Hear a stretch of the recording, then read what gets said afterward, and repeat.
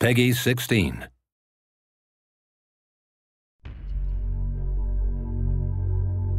I got an email from an American producer for Namco Bandai, and he asked if I'd be interested in helping, basically as a story consultant, coming up with a story on a new game. I didn't know what the game was, and he wouldn't say. He called me, I called him. We started talking a lot about game philosophy, kind of became friends, kind of bonded a little bit, but he still wouldn't tell me what the game was. I'm like, I don't know.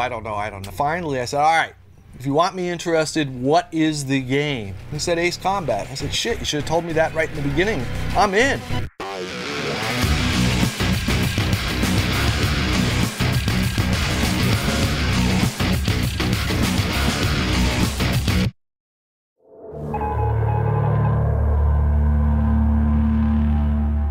We spent a lot of time talking about how games tell stories.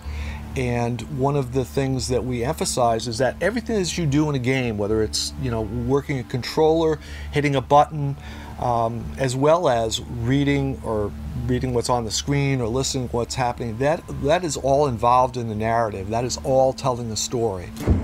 Hey, Colonel, you awake? We got to scramble. Yeah, coming.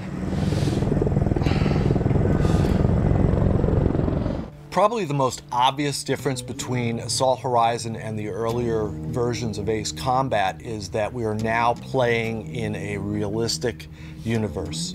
Everything that happens in the game is something that could happen in the real world. You start in Africa, and basically what's happened is the Americans are joining other countries, and you're working with pilots from France, from Russia, and from some other NATO and Western countries.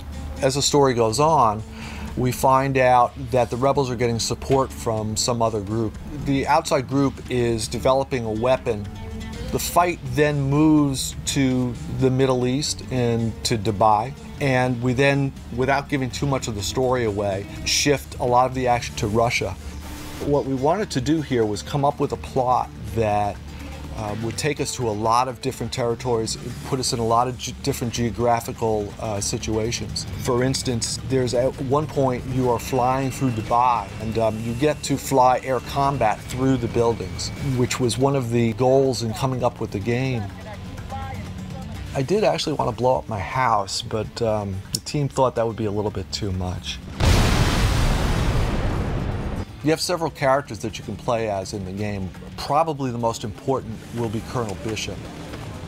Early on in the process, I actually watched a movie with Bruce Willis. I'm not sure that a lot of people will have watched Tears of the Sun, but it's a fantastic movie. And I saw Bruce Willis's character, and I said, shit, man, that has got to be the main character of this story. Once I had that character, once I knew that kind of stoic hero, the guy that is at the top of his game, I understood what could happen in the story, and I kind of took that and went from there. We have additional information about some of the key people involved in the coup. The airman leading the coup Air Force is the same one we encountered in Africa. Very early on in the game, Colonel Bishop and the player will realize that even though all of his life and all of his career, he has been the best, suddenly he's confronted with the reality that maybe he's not the best. Later on in the game, he and the player are going to have to make a choice. Do I accomplish my mission and prove that I'm the best, or do I save my friend? Because I know what I would do, and yet that may or may not be what most players will do. Everything that you see will be absolutely as realistic as we can possibly make it in the game. So that, again, it's another core value of the Ace Combat series has been realistic aircraft. Well, now it's a realistic political situation, realistic geography, and realistic people.